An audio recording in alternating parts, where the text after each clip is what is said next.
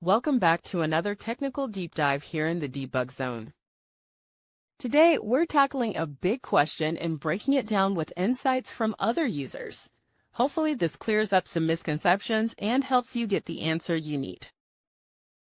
So buckle up, stay a little curious, and let's jump right in.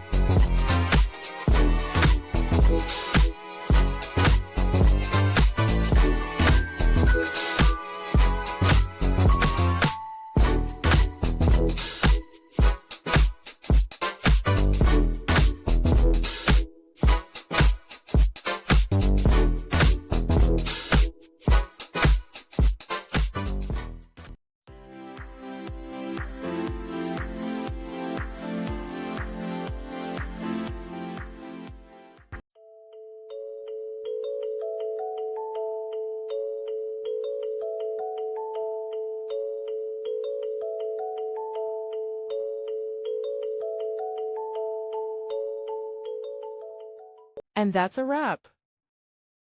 I hope you found the answer you were looking for. If you did, take a second to hit that subscribe button. It really helps out. And let me know in the comments which solution worked best for you. See you next time in the debug zone.